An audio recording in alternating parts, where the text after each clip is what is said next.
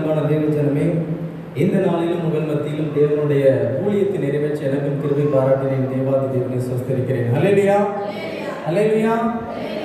நம்ம கொஞ்சம் பேர் தான் இருக்கோம், ஆனால் எனக்கு ரொம்ப மகிழ்ச்சியாக இருக்கு. ஏன்னு சொல்லுங்க, நான் ஒரு டீச்சர். என் கிளாஸில் 40 பேர் 45 பேர் அல்லது 50 பேர் இருந்தாங்கன்னு வச்சுக்கோங்களேன். லாஸ்ட் பெஞ்சில் விளையாண்டுட்டு இருந்தாங்கன்னா என்னங்கிறது எங்களுக்கு தெரியாது. இப்போ நம்ம கொஞ்சம் பேர் இருக்கோம். கொஞ்சம் பேர் இருந்தாங்கன்னா நல்ல இன்ட்ரெஸ்டாக நினைச்சுவாங்க, கவனிப்பாங்க. ஆரம்பத்துலேருந்து நான் உங்களை பார்த்துட்டு இருக்கேன், நீங்கள்லாம் அவ்வளவு ஆசையாக இருக்கீங்க. ஹல்லேலூயா, ஹல்லேலூயா. நீங்கள் எல்லாரும் சாட்சி சொன்னீங்கல்ல, ஐயா 30 வருஷமாக தெரியும், 42 வருஷமாக தெரியும், 25 வருஷமாக தெரியும் அப்படின்னு சொன்னீங்க. எனக்கு வயசு 33. ஆனால் எனக்கு ஐயாவை 25 வருஷத்துக்கு முன்னாடியே தெரியும். அது எப்படி அப்படிங்கிறது நேற்று தான் எனக்கே தெரியும். ஹல்லேலூயா. எனக்கு வயசு 8 வயசாக இருக்கும்போது அம்மா சொன்னாங்க, அம்பாசமுத்திரம் பகுதியில் பாப்பாங்குளம்னு ஒரு ஊர் இருக்குது. அந்த ஊருக்கு ஐயா ஊழியத்துக்கு வந்திருக்காங்க, யோவான் ஆலயத்துக்கு. நேற்று எங்கள் அப்பா கூட அம்மா கூட நான் உட்காந்து பேசிகிட்டு இருக்கும்போது, நாளைக்கு எங்கே ஊழியத்துக்கு போகிறேன்னு அப்பா கேட்டாங்க. இந்த மாதிரி அக்னி மதில் செல்வனையா இடத்துக்கா போகிறேன் அப்படின்னு சொல்லி கேட்டாங்க. ஆமாம் அப்படின்னு. அவங்க நம்ம வீட்டுக்கு 25 வருஷத்துக்கு முன்னாடி வந்திருக்காங்க, 1999. அப்போ எனக்கு வயசு எத்தனை? 8 வயசு. எங்கள் பாட்டி என்ன பண்ணியிருக்காங்க, எங்கள் வீட்டுக்கு வாங்க அப்படின்னு சொல்லி கூட்டிகிட்டு வந்து எங்கள் சின்ன பிள்ளைங்க மேலெல்லாம் தலையில் வச்சு என்ன பண்ணியிருக்காங்க, ஆசீர்வாதம் பண்ணி ஜெபம் பண்ண வச்சுருக்காங்க. ஆண்டவருடைய திட்டம் எப்படி இருக்கு? 25 வருஷத்துக்கு முன்னாடி ஐயாவோட இடத்துக்கு வந்து ஊழியம் செய்வதற்கு ஆண்டவர் விரும்பியிருக்கிறார். ஹல்லேலூயா. இன்னைக்கு நான் இங்கே நிற்கிறது எனக்கு ரொம்ப சந்தோஷமா இருக்கு, மகிழ்ச்சியா இருக்கு.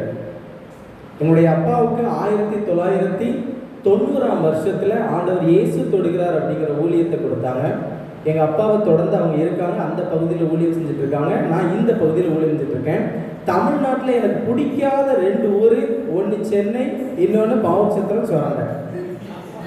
எனக்கு தமிழ்நாட்டிலே பிடிக்காத 2 ஊர், ஒன்று சென்னை, இன்னொன்று பவர் சத்திரம், சொரண்டை. ஏன்னா எங்கள் கிராமத்தில் அமைதியாக இருக்கும், எந்த விதமான டிஸ்டர்பன்ஸ் எதுவுமே இருக்காது, விளையாடுறதுக்கு பசங்க இருப்பாங்க, கொஞ்சம் ஜாலியாக இருக்கும். லீவில் ஒவ்வொரு லீவ்லையும் மே மாதம் நாங்கள் எங்கே வரோம்னா சொரண்டைக்கு தான் வருவோம். எல்லோரும் லீவில் சந்தோஷமாக வருவாங்க, நான் மட்டும் அழுதுகிட்டே வருவேன். எதுக்கு? அந்த 10 நாள் பிபிஎஸ் குழந்தை என்ன பண்ணிடுவாங்க, எங்கே விட்டுருவாங்க. அந்த 10 நாள் எப்போ முடியுதுன்னு சொல்லி நைட்டு 8 மணிக்கு பஸ்ஸு, சங்கரங்கோயில் பஸ், சங்கரங்கோயிலேருந்து பாபநாசத்து பஸ் வரும். ஏறி பாப்பாவளத்துலேருந்து நெஞ்சிடுவோம், இறங்கிடும். ஆனால் ஆண்டவர் நான் படித்து முடித்த உடனே என்னை சென்னைக்கு தான் கொண்டு போய் வேலைக்கு வச்சார். எது எனக்கு பிடிக்கலையோ அந்த இடத்துல தான் நெஞ்சார் வேலைக்கு வச்சார். அங்கே இருக்கக்கூடிய சிஎஸ்சி ஆலயத்தில் தான் முதல் நான் என்ன செஞ்சேன், கர்த்தருடைய வார்த்தையை கொடுத்தேன்.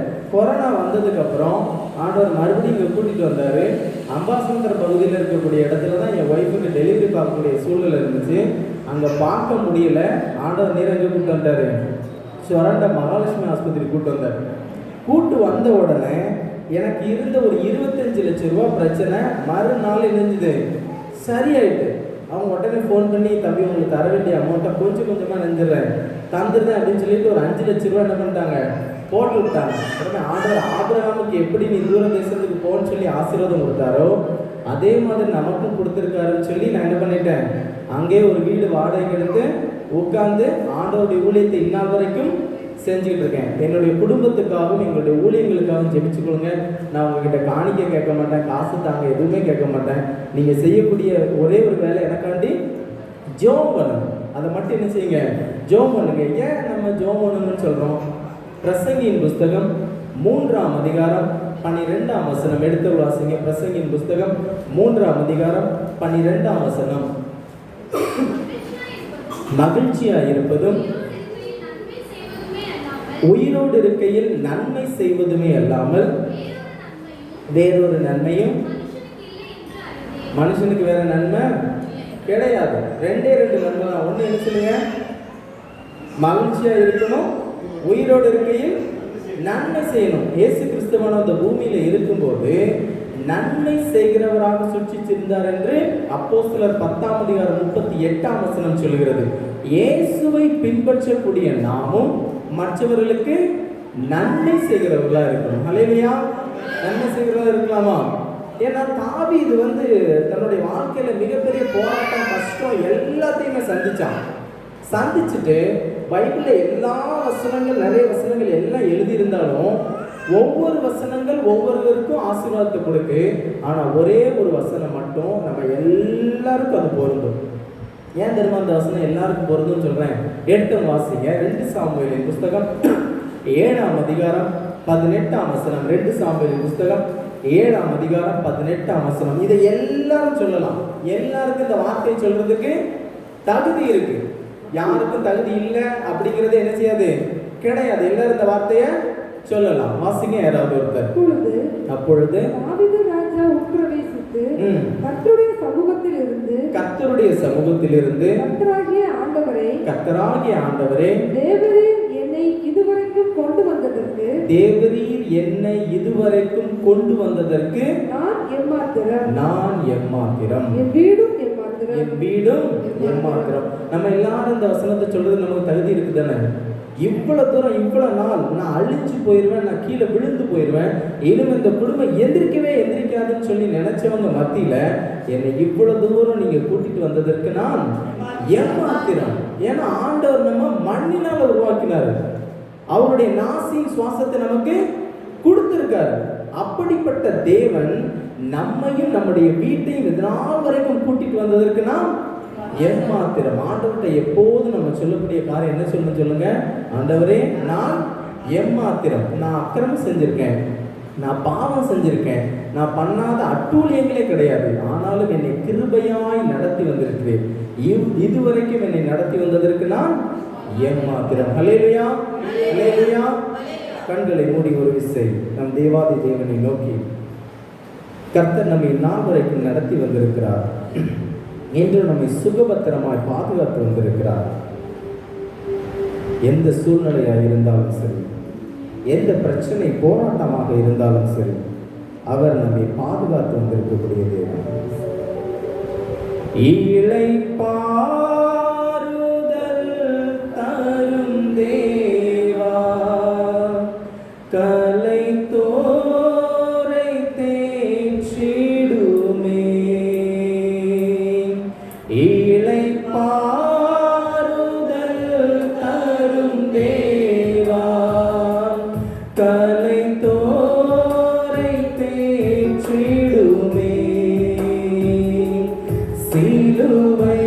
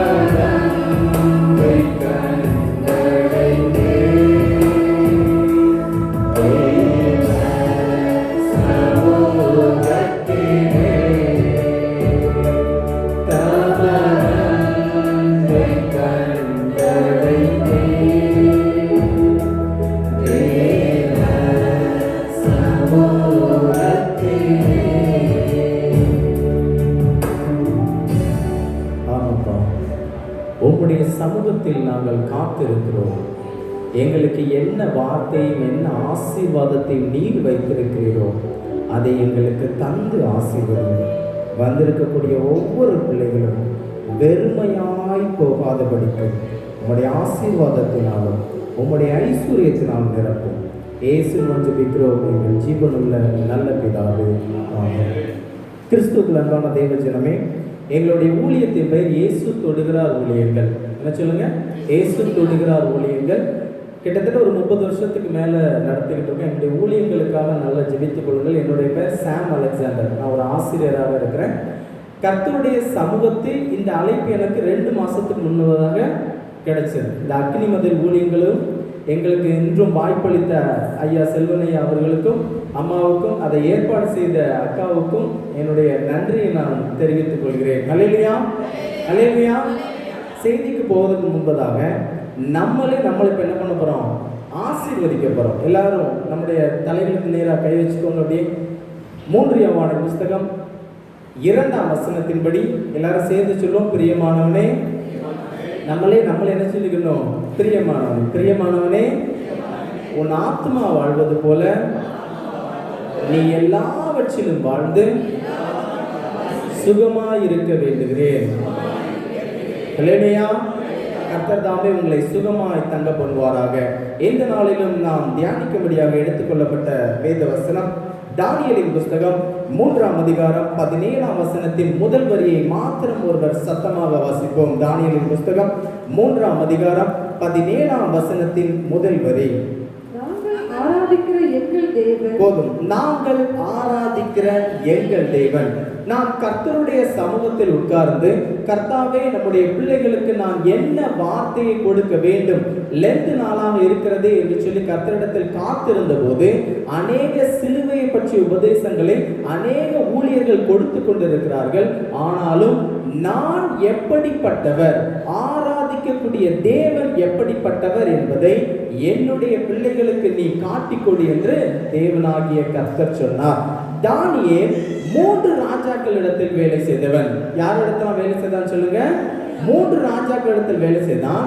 அந்த 3 ராஜாக்களிடத்தில் வேலை செய்த போதிலும் அவனுக்கு கிடைச்ச நேரத்தில் கரெக்டா ஆண்டவரை தொழுதான். ஆண்டவர்கிட்ட போய் ஜெபம் பண்ணான். அப்படிப்பட்ட தானியேல் சொல்லக்கூடிய காரியம், நாங்கள் ஆராதிக்கிற எங்கள் தேவன். இன்று நாம் யாரை ஆராதித்துக் கொண்டிருக்கிறோம்? கர்த்தராகிய இயேசு கிறிஸ்துவை ஆராதித்துக் கொண்டிருக்கிறோம். நம்முடைய கிறிஸ்தவ வாழ்க்கையில் யாரேனும் இயேசு கிறிஸ்து எப்படிப்பட்டவர் என்று சொல்லி யாரேனும் நம்மிடத்தில் கேட்டால் நாம் சொல்லக்கூடிய பதில் என்னவாக இருக்கும்? ஒருவேளை அவர்கள் கிறிஸ்தவத்தை அறிந்தவர்களாக இருந்தால் அவர் உலகத்தை படைத்தவர் என்றும், அவர் பூமியின் மண்ணை மரக்காலினாலே அடக்குகிறவர் என்றும், வானத்தை ஜானளவாய் பிரமாணிக்கிறவர் என்றும், பூமியிலிருந்து மண்ணை எடுத்து மனுஷனை உருவாக்கினவர் என்றும் பலவிதமான எக்ஸ்பிளனேஷன் நாம் கர்த்தரை குறித்து அவர்களுக்கு கொடுப்பதுண்டு.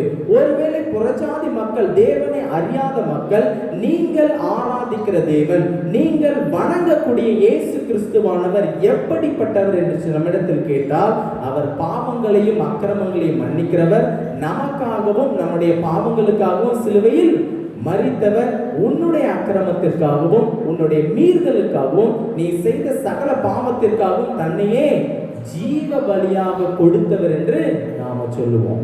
ஆனா இன்னைக்கு நாம தெரிஞ்சக்கூடிய காரியம் என்னவென்றால், இயேசு கிறிஸ்து எப்படிப்பட்டவர். அநேக காரியங்களை குறித்து நீங்கள் ஒருவேளை கேள்விப்பட்டிருக்கலாம், பிரசங்கத்தில் கேட்டிருக்கலாம். ஆனால் தேவன் உங்களுக்கு இன்று சொல்லக்கூடிய காரியம் என்னவென்றால், என்னை ஆராதிக்கக்கூடிய என் பிள்ளைகள், நாம் யாரை ஆராதித்துக் கொண்டிருக்கிறோம்? இயேசு கிறிஸ்துவை, பிதாவாகிய தேவனை, பரிசுத்த ஆவியானவரை ஆராதித்துக் கொண்டிருக்கிறோம்.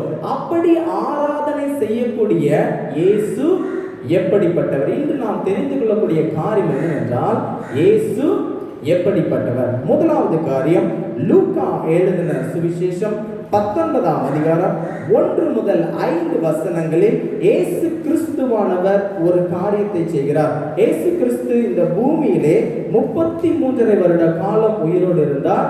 3 வருட காலம் தேவனுடைய ராஜ்யத்திற்கு ஏற்ற சுவிசேஷத்தை சொன்னார். அப்படி சொன்ன காரியத்தில் அவர் ஊழியம் செய்த நாட்களில் நடந்த ஒரு சம்பவம் லூக்கா எழுதின சுவிசேஷம் 19ஆம் அதிகாரம் 1 முதல் 5 வசனங்கள். அவர் எரிகோவில் பிரவேசித்து அதன் வழியாக நடந்து போகையில் ஆயக்காரனுக்கு தலைவனும் ஐஸ்வர்யவானுமாயிருந்த சகேயு எனப்பட்ட ஒரு மனுஷன். போதும். ஆயக்காரனுக்கு தலைவனும் ஐஸ்வர்யவானுமாயிருந்த சகேயு என்னப்பட்ட ஒரு மனுஷன். இந்த சகேயுவை குறித்து வேதம் சொல்லக்கூடிய எக்ஸ்பிளனேஷன் விளக்கம் என்ன? அவன் ஆயக்காரர்கள் எல்லாருக்கும் தலைவனாக இருக்கிறான். அப்படின்னா இந்த சகேயு சொல்லக்கூடிய வார்த்தைகள் எல்லாத்தையும் கேட்கறதுக்கு ஒரு கூட்டம் இருக்கு. அவர் என்ன சொல்றாரோ அதை பின்பற்றுகிறதுக்கு ஒரு கூட்டம் இருக்கு. அதே மாதிரி தான் நாமளும் என்ன செய்யறோம்? நமக்கு நிறைய திரளான கூட்டங்கள் இருக்கு. அதை குறித்து நம்ம ரொம்ப என்ன செய்யறோம்? பெருமை பாராட்டுறோம். நான் உங்க யாரையும் குறை சொல்லலை, என்னையும் சேர்த்தான் சொல்றேன். சரி, நம்மளும் மனிதர்கள் தான். என்ன செய்யறோம்? நமக்கு ஒரு அதிகாரம் கொடுத்துட்டாங்க, உடனே நம்ம என்ன செய்வோம்? அந்த அதிகாரத்தை நிமித்தம் ரொம்ப என்ன செய்வோம்? துள்ளி துள்ளி குதிப்போம். ஆனா அந்த சகேயு என்ன செய்யறான் பாருங்க, அவன் ஆயக்காரனுக்கு தலைவன், ஐஸ்வர்யவான், மிகப்பெரிய நியாயமாய் வாங்கி இருந்தா இவங்க சொல்ற மாதிரி நான் தப்பு பண்ணியிருந்தேன்னா அவங்களுக்கு எத்தனை மடங்கு கொடுக்குறானா? 4 மடங்கு திரும்ப கொடுக்குறாரு. அப்ப எவ்வளவு பணம் அவர் தெரிஞ்சிருக்கும்? அவர் தைரியமா ஆண்டவர்கிட்ட சொல்றாரு. என்ன சொல்றாரு பாருங்க, இந்த மாதிரி நான் தப்பு பண்ணியிருக்கேன்னு தெரிஞ்சதுனாலே நினைச்சிறேன், திரும்ப நான் கொடுத்துறேன் அப்படின்னு சொல்றாரு. அப்படிப்பட்ட சகேயுவுக்கு ஒரு ஆசை இருந்துச்சு. என்ன இருந்துச்சு பாருங்க, இயேசு எப்படிப்பட்டவரோ. இன்னைக்கு நம்மளும் அதே ஆசையோட தான் நினைஞ்சிருக்கோம், வந்திருக்கோம். நம்ம ஆராதிக்கக்கூடிய இயேசு கிறிஸ்துவானவர் எப்படிப்பட்டவர். இந்த சகேயுவுக்கு இருந்த ஆசை என்ன இருந்துச்சு பாருங்க, இயேசு எப்படிப்பட்டவர். இவர் திரளான அற்புதங்களை செய்கிறாரு, அடையாளங்களை செய்கிறாரு, குருடர்களை பார்க்க வைக்கிறாரு, செவிடர்களை கேட்க வைக்கிறாரு, முடமானவங்களை நடக்க வைக்கிறாரு. ஏன்னு சொன்னால் இயேசு கிறிஸ்து செய்த அற்புதங்கள், அடையாளங்கள் எல்லாவற்றையும், அவரை குறித்த புகழ், கீர்த்தி எல்லாமே தேசம், யூதேயா தேசம் முழுதும் ஆரம்பிச்சு. அப்ப இவருக்கு இணைஞ்சிருக்கும், கண்டிப்பா தெரிஞ்சிருக்கும். அப்படிப்பட்ட சூழ்நிலையில இவருக்கு இருந்த ஆசை நம்மள மாதிரி ஒரு ஆசை இருந்துச்சு. என்ன ஆசை சொல்லுங்க? இயேசு எப்படிப்பட்டவர். இந்த இயேசு எப்படிப்பட்டவர் அப்படிங்கறத சகேயு இடத்துல இருந்து நம்ம 2 விதமா பிரிக்கலாம். ஒருவேளை அவர் சரீர ரீதியா எப்படி இருக்காருன்னு பார்ப்போம், இன்னொன்னு அவர் மன ரீதியா எப்படி இருக்காரு அப்படிங்கிறத பார்ப்போம் அப்படின்னு சொல்லி சகேயு நினைச்சிருக்கலாம், நினைச்சிருக்கலாம். ஒருவேளை அவர் உயரமா இருப்பாரோ, ஒருவேளை அவர் கலரா இருப்பாரோ. எனக்கு நேற்று எங்க அப்பா சொன்ன உடனே நான் 8 வயசுல இவங்களை ஞாபகப்படுத்தி பார்க்குறேன். செல்வனையா எப்படி இருந்திருப்பாங்க அப்படின்ட்டு என்ன செய்யறேன்? ஞாபகப்படுத்தி பார்க்குறேன். என்னால் எனக்கு என்ன செய்ய முடியல, ஞாபகப்படுத்த முடியல. ஆனாலும் தெரியாத ஒரு நபரை நம்ம அவங்ககிட்ட பேசிட்டு இருக்கோம்னா அவங்கள குறித்த ஒரு உருவ அடையாளம் நம்ம மனசுல என்ன செய்யும்? வரும். இதே மாதிரி தான் சகேயுவுக்கு எப்படி இருந்துச்சு? இயேசு கிறிஸ்து எப்படிப்பட்டவர், அவர் உயரமா இருக்காரா, கலரா இருக்காரா, சிவப்பா இருக்காரா, எப்படி இருக்காரு, குள்ளமா இருக்காரா அப்படிங்கிறத பார்க்கணும்னு ஒரு ஆசை வந்துட்டு. இப்ப அடுத்த வசனம் வாசிங்க, அப்படி தொடர்ந்து வாசிங்க. இயேசு எப்படிப்பட்டவரோ என்று அவரை பார்க்க வகை தேடினார். அவர் குள்ளதானபடியால் போட்டு உடைச்சிட்டாங்க. முதல்ல என்ன சொன்னாங்க? அவர் ஆயக்காரனுக்கு தலைவன், அவர் ஐஸ்வர்யவான், அவர் நல்ல தூக்கி மேல வச்சுட்டு இப்ப அவரோட உருவத்தை கேலி பண்ண ஆரம்பிச்சிட்டாங்க. ஏன்னா இவன் இயேசு கிறிஸ்து எப்படி இருப்பாருங்கிற உருவமும் அவருக்கு இணைஞ்சிருக்கும், மனசுல இருந்திருக்கும். இப்ப இவங்க என்ன சொல்றாங்க? அவன் ரொம்ப குள்ளமான மனுஷன். வேதத்துல ஒரு சில மனிதர்களுக்கு தான் அவங்களுடைய உருவ அமைப்பு நினைச்சிருக்கு, சொல்லி இருக்கு. சாமுவேல் தீர்க்கதரிசி தாவீது ராஜாவை அபிஷேகம் பண்ணும்படி அவருடைய வீட்டுக்கு போறாரு. வீட்டுக்கு போய் உட்கார்ந்து இருக்கும் போது அவருடைய பிள்ளைகள் ஒவ்வொருத்தரா வராங்க. வரும்போது இவர் இல்லை அப்படின்னு சொல்லிட்டு அடுத்து கடைசியா ஒரு பிள்ளை வர சொல்றாங்க. யாரது? ஆடு மேய்க்கிற தாவீது. அவர் எங்க இருந்தாரு? ஆடு மேய்ச்சிட்டு எங்க ஆடு மேய்ப்பாங்க? வனாந்தரத்துல. ஃபுல்லா அவருக்கு ஏசி போட்டு குளு குளு குளு குளு குளுன்னு இணைஞ்சிருக்கு, வச்சிருக்கு. நல்ல ஜில்லு ஜில்லுன்னு வெயில நின்று என்ன பண்ணியிருக்காரு? ஆடு மேய்ச்சிருக்காரு. ஆடு மேய்ச்சிட்டு இருக்கக்கூடிய அந்த சிறுவன் வீட்டுக்குள்ள வந்த உடனே அவருடைய உருவ அமைப்பு வேதத்துல சொல்லப்படுகிறது பாருங்க. அவன் சிவந்த மேனியும் அழகிய கண்களும் நல்ல ரூபம் உள்ளவனுமா இருந்தான். இப்போ மே மாசத்துல நம்ம வீட்டுக்கு போயிட்டு வெளியில போயிட்டு திரும்ப வீட்டுக்குள்ள வந்தாலே கண்ணாடியில நம்ம முகத்தை என்ன பண்ண முடியல, பார்க்க முடியல. வெயிலோட தாக்கம் நம்முடைய கலர் இணைஞ்சிருது, மாத்திருது. ஆனா தாவீது வெயில்ல நின்னாலும் அவருடைய அழகும் அவருடைய கண்ணு ஒருபோது நினைச்சல மாறவே இல்லை. தாவீதுடைய மகனாகிய அப்சலோமை குறித்து வேதம் சொல்லுகிறது, அவனுடைய உடலில் ஒரு பழுது கூட கிடையாது, சின்ன கீறல் கூட என்ன செய்யாது கிடையாது. இப்படிப்பட்ட உருவ அமைப்பு ஒரு சில பேருக்கு தான் என்ன செய்யுது வேதத்துல இருக்கு. யோபுடைய மகள்களுக்கு கடைசியா தேவன் நினைச்சாரு, அவங்க அவ்வளவு அழகானவங்கன்னு கொடுத்தாரு. இதே மாதிரி இந்த சகைவுக்கு என்ன செய்யறாங்க பாருங்க, அவன் குள்ளனானபடியினால் இயேசு என்ன செய்ய முடியல, பார்க்க முடியல. இப்ப அவனோட உருவ அமைப்பு இயேசுவோட உருவ அமைப்பு என்ன பண்ண முடியல, பார்க்க முடியல. அடுத்தவன் என்ன செய்யறான் பாருங்க, தொடர்ந்து வாசிங்க. ஜனக்கூட்டத்தில் அவரை காணக்கூடாமல் அவர் போகும் வழியில் முன்னாக ஓடி அவரை பார்க்கும்படி ஒரு காட்டத்தி மரத்தில் ஏறினான். ஒரு காட்டத்தி மரத்துல போய் என்ன செய்யறான், ஏறான். இருந்தாலும் இவனோட ஆசை என்ன செய்யல, இன்னும் தீரல. ஒருவேளை நம்ம யாரையாவது பார்க்க போறோம் வைக்கிறோம் அப்படின்னா, கூட்டமா இருந்துச்சுன்னா சரி ரைட் அடுத்த டைம் நினைஞ்சுக்கலாம் பார்த்துக்கலான்னு வந்துடுவோம். ஆஸ்பத்திரிக்கு போய் ஆஸ்பத்திரியில் லேட் ஆகிட்டுனாலும் நம்ம நினைச்சிடுவோம் நாளைக்கு ஊசி போட்டுக்கலான்னு திரும்ப வந்துடுவோம். ஆனால் இந்த சகைவுக்கு இருந்த ஆசை ஒருபோதும் பின்வாங்கவே இல்லை. இப்போ நேர வேகமாக ஓடுறான், ஏசு இணைஞ்சிட்டாரு, பின்னாடி வந்துட்டு இருக்காரு. இவன் வேகமாக முன்னாடி ஓடி அந்த மரத்தில் ஏறி உட்கார்ந்து இயேசுவை பார்க்கறதுக்கு இப்போ ரெடி ஆயிட்டான்.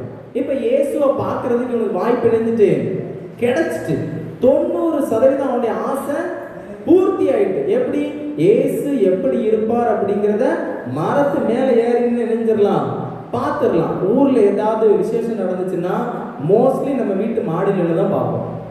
ஏன் கூட்டத்தில் போய் நம்மளால நினைச்ச முடியாது, நிற்க முடியாது. அதனால நம்ம என்ன பண்ணுவோம், மாடியில் ஏறி நினைச்சுவோம், பார்த்துருவோம். அதே மாதிரி இந்த சகைப்பு எங்க ஏறி இருக்கான் பாருங்க, மரத்துல ஏறி உட்கார்ந்துட்டான். இப்ப இயேசு கிறிஸ்துவானவர் அப்படியே வாராரு. வந்து சகையினிடத்துல வந்து, சகைவே சீக்கிரமா இறங்கி வா, இன்னைக்கு உன் வீட்டுல தங்கணும் அப்படின்னு சொல்லுவாங்க. இவனுக்கு ஒரே ஆச்சரியமா இருந்திருக்கும். இப்ப நம்ம பேர் தெரியாது, நம்ம ஊர் தெரியாது, நம்ம என்ன பண்றோங்கிறது ஒண்ணுமே என்ன செய்யாது தெரியாது. ஆனா இவர் எப்படிப்பட்டவர் தெரிஞ்சுக்கணும்னு சொல்லி நாம வந்தோம். ஆனா அவர் என்ன செய்யறாரு, இப்ப நம்மள பேர் சொல்லி கூப்பிடுறாரு அப்படின்னு இவனுக்கு இணைஞ்சிருக்கும், ஆச்சரியமா இருந்திருக்கும். இப்ப நம்ம எல்லாரும் சகைவு. இது எந்த ஒரு பாவூர் சத்திரம், பாவூர் சத்திரத்தில் பஸ் ஏறியாச்சு, நேர மதுரையில போய் நம்ம இப்ப இறங்கிட்டோம். திடீர்னு புதுசா ஒரு ஆள் வந்து நின்றுட்டு யாரை நம்ம பார்க்க போறோமோ அவர் வந்து நின்றுட்டு என்ன சாம் இங்க நிக்கீங்க அப்படின்னு சொல்லி கேட்டா நமக்குள்ள என்ன தோணும், நம்ம இவரை பார்க்க வந்திருக்கோம். ஆனா இவர் இணைஞ்சிறாரு, நம்மளை தேடி வந்துட்டாரா, இவருக்கு நம்மளை எப்படி தெரியும். இப்ப சகைவுக்கு இருந்த கேள்வி, இயேசு எப்படிப்பட்டவர் அப்படிங்கிறத தெரிஞ்சுக்கணும்னு நான் நினைச்சேன். ஆனா இப்ப அவருக்கு இருந்த கேள்வி என்ன அப்படின்னா, இயேசுவுக்கு எப்படி என்ன தெரியும். சகைவுக்கு பதில் கிடைச்சதா கிடைக்கலையா அதை பத்தி அவர் திங்க் பண்ணவே இல்லை. டைரக்டா எங்க போயிட்டாரு, வீட்டுக்கு போயிட்டாரு. ஆண்டவர் உபசரிச்சாரு, எல்லா காரியமும் அடுத்தடுத்து நினைச்சிட்டு போயிட்டு. ஆனா நான் சொல்றேன், சகைவுக்கு நிச்சயமா அந்த பதில் கிடைச்சிருக்கும். ஏன் கிடைச்சிருக்கு சொல்லுங்க, அவங்க இருந்த காலத்துல பழைய ஏற்பாடு இருந்துச்சு, தீர்க்க தரிசன புஸ்தகங்கள் வரைக்கும் இருந்துச்சு. எடுத்தவங்க வாசிங்க, சங்கீதங்களின் புஸ்தகம் 139 சங்கீதம் 1-2 வசனங்கள். சங்கீதங்களின் புஸ்தகம் 139 சங்கீதம் 1-2 வசனங்கள். கர்த்தாவே, நீர் என்னை ஆராய்ந்து அறிந்திருக்கிறீர், என் உட்கார்தலையும் என் எழுந்திருக்குதலையும் நீர் அறிந்திருக்கிறீர். என் நினைவுகளை என்ன சொல்லுங்க, என் நினைவுகளை தூரத்திலிருந்து அறிகிறீர். இப்ப இந்த சகைவுக்கு இயேசு எப்படிப்பட்டவர்ங்கிறத தூரத்திலிருந்து பார்க்க போனா இப்ப அவனுக்கு கிடைச்ச பதில் என்ன சொல்லுங்க, அவனுடைய நினைவுகளை அறிகிற தேவன். முதலாவது காரியம், நம் நினைவுகளை அறிகிற தேவன். நாம் ஆராதிக்கிற தேவன் எப்படிப்பட்டவர் சொல்லுங்க, நம்முடைய நினைவுகளை அறிந்திருக்கிற தேவன். நாம என்ன நினைக்கிறோம், என்ன சிந்திக்கிறோம், எப்படிப்பட்ட நிலைமையில நம்ம இருக்கிறோம், நம்ம எதை குறித்து யோசிச்சுட்டு இருக்கோம், எல்லா விஷயத்தையும் அறிந்து கொள்ளுகிற தேவன் நம் தேவன். இயேசு எப்படிப்பட்டவர், அவர் எப்படி இருக்கிறாரு அப்படிங்கிறத அறிந்து கொள்ள வேண்டும் என்கின்ற ஆசை சகேவுக்கு இருந்தது போல நமக்கும் காணப்பட்டது. இப்ப ஆண்டவர் நம்மிடத்தில் சொல்லக்கூடிய காரியம் என்னவென்றால், நீங்கள் ஆராதிக்கிற தேவன், நாம் ஆராதிக்கிற தேவன் நம் நினைவுகளை தூரத்திலிருந்து அறிகிற தேவன். நம்முடைய நினைவுகள் எப்படிப்பட்ட நினைவுகளாக இருக்கிறது? சகையுடைய நினைவு எப்படிப்பட்ட நினைவாக இருந்துச்சு? இயேசு கிறிஸ்து எப்படிப்பட்டவர், அவர் என்ன செய்யறாருங்கிறது நிச்சயமா நினைச்சேனும் பார்க்கணும். இயேசுவை குறித்து மாத்திரம்தான் அவருக்கு சிந்தனை இருந்துச்சு. ஏனென்று சொன்னால், மத்தேயு எழுதின சுவிசேஷம் 9ஆம் அதிகாரம் 1 முதல் 4 வசனங்களில் ஒரு சம்பவம் நடக்கிறது. இயேசு கிறிஸ்து தம்முடைய பட்டணத்துக்கு, சொந்த பட்டணத்துக்கு வரும்போது திமிர்வாதம் பிடிச்ச ஒருத்தங்களை என்ன பண்றாங்க, தூக்கிட்டு வராங்க. தூக்கிட்டு வரும்போது இயேசு கிறிஸ்து அவரை சுகப்படுத்தின உடனே அங்க இருந்த வேத பாரகர்கள் எல்லாரும் மனசுல என்ன நினைக்கிறாங்க, அதை வாசிங்க. அப்பொழுது வேத பாரகர்கள் சிலர் இவன் தேவதூஷணம் சொல்லுகிறான் என்று தங்கள் உள்ளத்தில் சொல்லிக் கொண்டார்கள், தங்களுடைய உள்ளத்தில் சொல்லிக் கொண்டார்கள். நீங்க உங்க மனசுல இப்படி நினைக்கிறது என்ன, நம்ம என்ன நினைக்கிறோம் அப்படிங்கிறத இயேசு கிறிஸ்து நிச்சயமா எழுதிடுவாரு, அறிந்து கொள்வார். நம்ம ஆலயத்துக்கு வரலாம், ஜெபம் பண்ணலாம், என்னனாலும் பண்ணலாம். ஆனா நம்முடைய உள்ளத்துல எப்படி இருக்கணும், தேவனுடைய சிந்தை இருக்கணும். என்னென்று சொன்னால், சங்கீதக்காரன் சொல்லுகிறான் பாருங்க, என் உள்ளத்தில் அக்கிரம சிந்தை கொண்டிருந்தேனால் தேவன் எனக்கு செவி கொடார். சங்கீதம் 66:18 சொல்லுகிறான் பாருங்க, என் உள்ளத்தில் அக்கிரம சிந்தை கொண்டிருந்தேனால் தேவன் எனக்கு செவி கொடார். நம்முடைய நினைவுகள் எப்படிப்பட்ட நினைவுகளாக இருக்கிறது? நல்ல நினைவுகளாக இருக்கிறதா? தேவனை நோக்கியே பற்றிய நினைவுகளாக இருக்கிறதா? ஏன்னா நம்ம ஆராதிக்கிற தேவன் நம்ம இங்க போனாலும் சரி, அங்க போனாலும் சரி, நம்ம என்ன செஞ்சாலும் சரி, அதுக்கு நிச்சயம் என்ன செய்வாரு, பதில் கொடுப்பார். நிச்சயம் என்ன செய்வார், அதுக்கு பதில் கொடுக்காம ஒருபோதும் இருக்கவே மாட்டார். நம்ம என்ன சிந்திக்கிறோம், என்ன காரியத்தை நினைக்கிறோம். ஆதியாகமத்தின் புஸ்தகம் 6ஆம் அதிகாரம் 5ஆம் வசனத்தில் மனுஷனுடைய நினைவுகளின் தோற்றங்கள் எல்லாம் நித்தம் பொல்லாதவர்களாக இருக்கிறது. ஆண்டவர் போய் மனுஷன்கிட்ட பேசினாரா? அவன் என்ன பண்றான், ஏது பண்றான்னு நினைச்சிட்டு இருந்தாரா? ஒண்ணுமே கிடையாது. அவன் மனசுல என்ன நினைக்கிறான், எப்படிப்பட்ட சிந்தனை அவனுக்கு இருக்குது அப்படிங்கிறத ஆண்டவர் ஆவியிலே அறிந்து கொள்ளுகிற தேவன். இப்ப சொல்லுங்க, நாம் ஆராதிக்கிற தேவன் எப்படிப்பட்டவர்? நம்முடைய நினைவுகளை அறிந்திருக்கிற தேவன். அப்ப நம்முடைய நினைவுகள் எப்படிப்பட்ட நினைவுகளாக இருக்கணும்? நல்ல நினைவுகளாக இருக்கணும். கிறிஸ்துவை பற்றிய நினைவுகளாக இருக்கணும். தேவையில்லாத நினைவுகள் நிச்சயம் நமக்கு என்ன செய்யக்கூடாது, இருக்கக்கூடாது. ஏன் கிறிஸ்துவை பற்றிய நினைவுகளாக இருக்கணும்? ஏனென்று சொன்னால், நாம் இயேசு கிறிஸ்துவை பின்பற்றுகிறோம். பிதாவினுடைய தன்மையும் பிதாவுடைய விருப்பத்தையும் வெளிப்படுத்தின இயேசு கிறிஸ்து பிதாவை எப்படி பின்பற்றினாரோ அதே போல அவரையும் நாம் பின்பற்ற வேண்டும் என்று விரும்புகிறார். இந்த உலகத்தில் இயேசு கிறிஸ்து இருந்தார்களா? எல்லாருக்கும் நல்லா தெரியும். 3 வருஷம் இயேசு கிறிஸ்து இருந்தாரு. அவரோட ஆசை என்னவா இருந்துச்சு அப்படின்னு யாருக்கா தெரியுமா? அவரோட ஆசை என்னவா இருந்துச்சுன்னு தெரியுமா? வேற சொல்லுங்க. வேற அவருடைய ஆசைய அவர் நேரடியா பிதாவின் இடத்துல சொல்லியிருக்காரு. எப்ப இதுதான் எனக்கு ஆசை அப்படின்னு. யோவான் எழுதின சுவிசேஷம் 14ஆம் அதிகாரத்தை வீட்டில் போய் வாசிச்சு பாருங்க. முதல் 5 வசனத்துல அவர் தன்னுடைய சீசர்களுக்கு சொல்லக்கூடிய காரியம் என்னவென்றால், என் பிதாவின் வீட்டில் அநேக வாசஸ்தலங்கள் உண்டு, அப்படி இல்லாதிருந்தால் உங்களுக்கு சொல்லி இருப்பேன். நான் போய் உங்களுக்கு என்று ஒன்றை ஆயத்தப்படுத்தின பின்பு உங்களை கூட்டிட்டு போவேன் அப்படின்னு சொல்லிட்டாரு. இப்போ சீசர்கள்ட்ட சொல்லியாச்சு.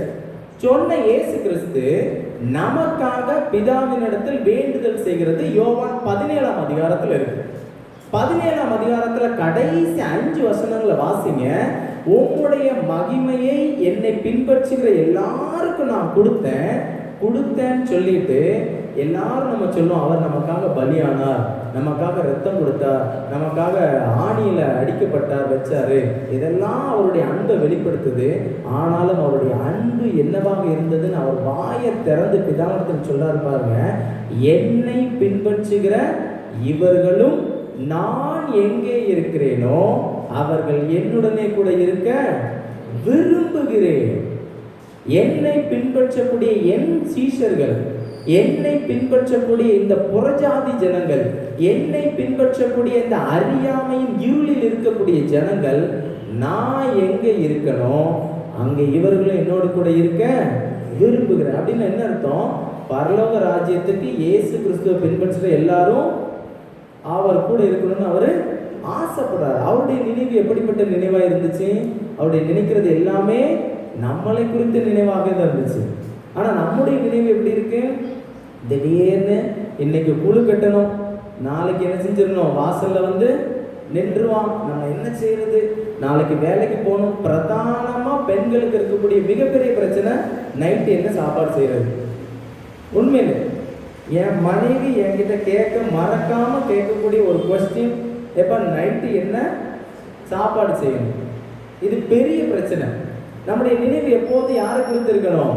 ஆண்டவரை குறித்து இருக்கணும். ஏன்னா நம்ம உட்கார்ந்தாலும் சரி, எந்திரிச்சாலும் சரி, என்ன பண்ணாலும் சரி, நம்முடைய நினைவுகளை தூரத்திலிருந்து அறிகிற தேவன். ஹல்லேலூயா, ஹல்லேலூயா. ஏசாயா தீர்க்க தரிசனத்தின் புஸ்தகம்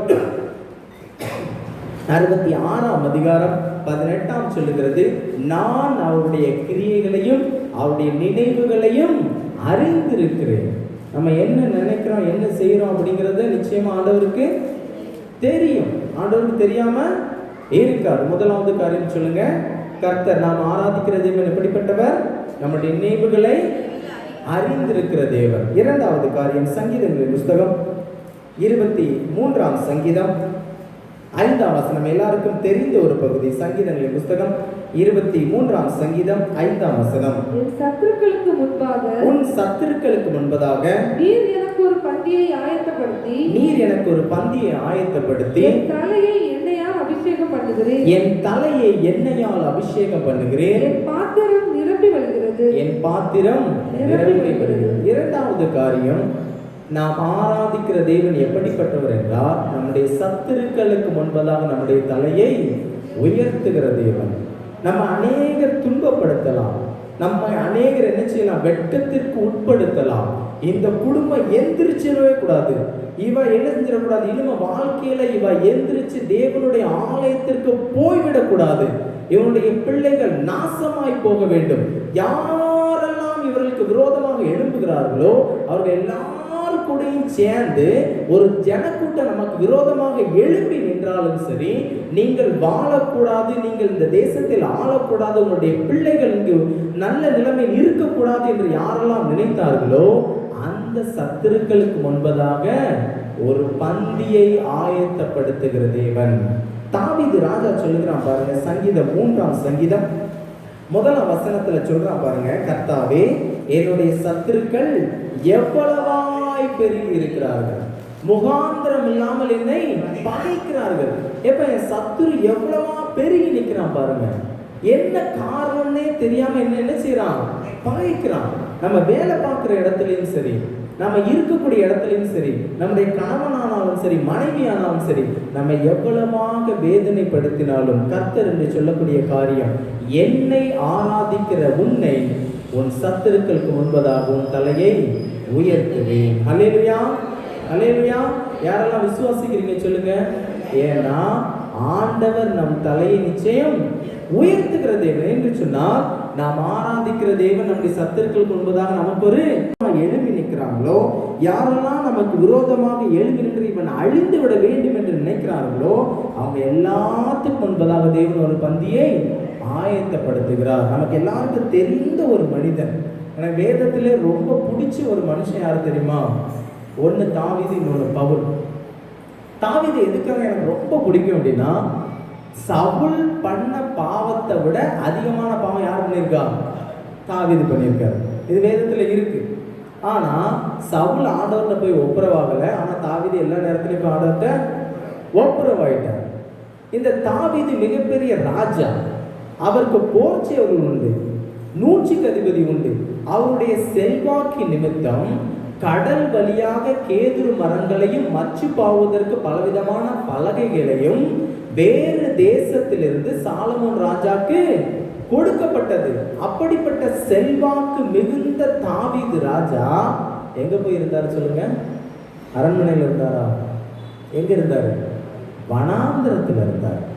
அவருக்கு அவ்வளவு விதமான வேதனைகள் இருந்தது, அவ்வளவு விதமான போராட்டங்கள் இருந்தது. அவ்வளவு போராட்டமும் வேதனையும் யாரை குறித்து இருந்தது? தன்னுடைய சொந்த மாமாவாகிய சவுல், தன்னுடைய சொந்த பிள்ளையாகிய அப்சலோம், தன்னை சுற்றி இருக்கக்கூடிய மோரிய எபோசிய தேசத்து ராஜாக்கள் நிமித்தம் அவருக்கு மிகப்பெரிய கஷ்டம் இருந்துச்சு. அப்படி இருந்த சூழ்நிலையிலும் நாம அந்த மாதிரி சூழ்நிலையில் இருந்தோம்னா பக்கத்து வீட்டில் போய் உட்காந்து எனக்கு இவ்வளோ கஷ்டம் இருக்குது, இவ்வளோ போராட்டம் இருக்குது, இவ்வளோ துன்பம் இருக்குது அப்படின்னு சொல்லி நம்ம பேசுவோம். நம்ம பேசிட்டு போன மறுநிமிஷம் அவங்க என்ன சொல்லுவாங்க? அவளுக்கு இது தேவைதான், அவனுக்கு இது தேவைதான். ஆண்டவர் ஆண்டவர் ஆண்டவர் நினைஞ்சிட்டு இருந்தா, அலைஞ்சிக்கிட்டே இருந்தால ஆண்டவர் பின்னாடியே அலைஞ்சிக்கிட்டே இருந்தானா அவனுக்கு இது தேவைதான். ஆனால் தாவீது என்ன செஞ்சார் பாருங்க, சங்கீதம் 42:5 அதுக்கப்புறம் 11ஆம் வசனத்துல அவர் சொல்லக்கூடிய காரியம், என் ஆத்துமாவே ஏன் எனக்குள் கலங்குகிறார், ஏன் எனக்குள் தியங்குகிறான், உன் தேவனாகிய கர்த்தரை நோக்கி காத்திரு. தாவீது தன் ஆத்துமாவிடத்தில் நினைச்சான், பேசினான். நம்முடைய சத்துருக்கள் நமக்கு விரோதமாக எழுப்பி நின்றாங்கன்னா அக்கம் பக்கத்து இடத்துல போய் சொல்லாம நம்முடைய ஆத்மாவில் யார் இருக்கா சொல்லுங்க? நாம் ஆராதிக்கிற தேவன் இருக்கிறார். நம்முடைய சத்துருக்களுக்கு முன்பதாக நம்முடைய தலையை உயர்த்துகிற தேவன் நம்முடைய ஆத்மாவில் இருக்காரு. வேதம் சொல்லுகிறது, தன் தேவனாகிய கர்த்தருக்குள் தாவீது தன் ஆத்மாவை திடப்படுத்தி கொண்டான். வேற யார்ட்டையும் போய் சொன்னானா பாருங்க, யார்கிட்டையுமே போய் சொல்லல. சங்கீதம் 43:11 சொல்லுகிறது. அதே வசனத்தை திரும்ப சொல்றாரு பாருங்க, என் ஆத்துமாவே நீ ஏன் கலங்குகிறாய், ஏன் எனக்குள் தியங்குகிறாய். தேவனை நோக்கி காத்திரு. யாரை நோக்கி காத்திருக்கணுமா? தேவனை நோக்கி காத்திரு. உங்களுக்கு என்ன பிரச்சனை இருந்தாலும் சரி, போராட்டம் இருந்தாலும் சரி, உங்களுடைய சத்துருக்கள் நிமித்தம் உங்களுக்கு துன்பம் வந்தாலும் சரி, துயரம் வந்தாலும் சரி, உன் தேவனாகிய கர்த்தரையை நோக்கி காத்திரு. அல்லேலூயா, அல்லேலூயா. அதே தாவீது சங்கீதம் 103:1 சொல்லுறாரு பாருங்க, என் ஆத்துமாவே கர்த்தரை சோஸ்தரி, என் முழு உலகே அவருடைய பரிசுத்த நாமத்தை சோஸ்தரி. அவர் உன் அக்கிரமங்களை எல்லாம் மன்னித்து உன் நோய்களை எல்லாம் குணமாக்கி உன் பிராணனை அழிவுக்கு விலக்கி மீட்டு காத்து உன்னை இரக்கத்தினாலும் கிருபையினாலும் முடிசூட்டுகிறார். அவன் அப்பவும் யார்கிட்ட பேசுறான் பாருங்க, தன் ஆத்மாவிடத்துல பேசுறான். நம்மளும் இன்னைக்கு செய்யக்கூடிய காரியம் என்ன செய்யணும்? நம்முடைய சத்துருக்களுக்கு முன்பதாக நமக்கு பந்தியை ஆயத்தப்படுத்துகிற தேவன் நமக்கு விரோதமாக எழும்பக்கூடிய ஒவ்வொரு ஜனங்களுக்கு முன்பதாக நமக்கு ஒரு பந்தியை ஆயத்தப்படுத்துகிற தேவனிடத்துல போய் சொல்லணும். அக்கம் பக்கத்து இடத்துல போய் என்ன செய்யக்கூடாது? சொல்லக்கூடாது. என்று சொன்னால் இயேசு கிறிஸ்து பூமியில் இருந்தபோது சொன்ன காரியம், வருத்தப்பட்டு பாரம் சுமக்கிறவர்களே நீங்கள் எல்லாரும் என்னிடத்தில் வாருங்கள்னு சொல்லிட்டு அடுத்த வார்த்தை என்ன சொல்றாரு? நான் உங்களுக்கு இளைப்பாறுதல் தருவேன். நீங்க என்கிட்ட வந்து சொல்லுங்க, நான் என்னுடைய சீசர்கள் 12 பேர்கிட்டையும் சொல்லி புரணி பேச வைக்கிறேன். அந்த 12 பேர் போகக்கூடிய எல்லா இடத்துலையும் உங்களை பத்தி பேசுவாங்க அப்படின்னு ஆண்டவர் சொன்னாரா? நான் உங்களுக்கு இளைப்பாறுதல் தருவேன். அல்லேலூயா. நம்முடைய சத்துருக்களுக்கு முன்பதாக நமக்கு ஒரு பந்தியை ஆயத்தப்படுத்துகிற தேவன். சங்கீதங்களின் புஸ்தகம் 110ஆம் சங்கீதம் 2ஆம் வசனம் சொல்லுகிறது, கர்த்தர் சீயோனிலிருந்து ஒரு வல்லமையின் செங்கோலை அனுப்புவார். ஒரு நிமிஷம் எல்லாரும் இங்க பாருங்க, மத்தியில் ஒரு வசனம் இருக்கா? அதை அப்படி வாசிங்க. கர்த்தர், அதேதான் ஆண்டவர் இன்னைக்கு உங்களுக்கு சொல்றாரு. கர்த்தர் சீயோனிலிருந்து அவருடைய செங்கோலை அனுப்பி என்ன செய்ய போறாரா பாருங்க? சத்துருக்களுக்கு மத்தியில் ஆளுகை செய்ய போகிறார். இன்னைக்கு வந்திருக்கக்கூடிய ஒவ்வொருவரும் நீங்க உங்களுடைய சத்துருக்களுக்கு முன்பதாக நீங்க என்ன செய்வீங்க? ஆளுகை செய்வீங்க. அல்லேலூயா. நம்ம ஆளுகை செய்யறதுக்கு தான் இங்க வந்திருக்கோம். ஆளுகிறதுக்கும் துன்பப்படுறதுக்கும் வேதனைப்படுறதுக்கும் இங்க நம்ம என்ன செய்யல வரல. அதைத்தான் நான் முதல்ல சொன்னேன். பிரசங்கி 3ஆம் அதிகாரம் 12ஆம் வசனத்துல, மகிழ்ச்சியா இருப்பதும் உயிரோடு இருக்கையில் நன்மை செய்வதும் இல்லாமல் மனிதனுக்கு வேறு நன்மை கிடையாது. நம்ம என்ன செய்யணும்? சந்தோஷமா இருக்கணும், மகிழ்ச்சியா இருக்கணும். ஏன்னு சொன்னால் இயேசு கிறிஸ்து உயிரோடு எழுந்த உடனே, எல்லார் மத்தியிலும் தோன்றின உடனே அவர் சொல்லக்கூடிய முதல் காரியம், உங்களுக்கு சமாதானம். நீ எப்படி இரு? சமாதானமா இரு, சந்தோஷமா இரு, நிம்மதியா இரு. தேவையில்லாத விஷயங்களை நினைச்சு புலம்பாத. உன்னுடைய சத்துருக்களுக்கு முன்பதாக நீ ஆளுகை செய்ய போகிற.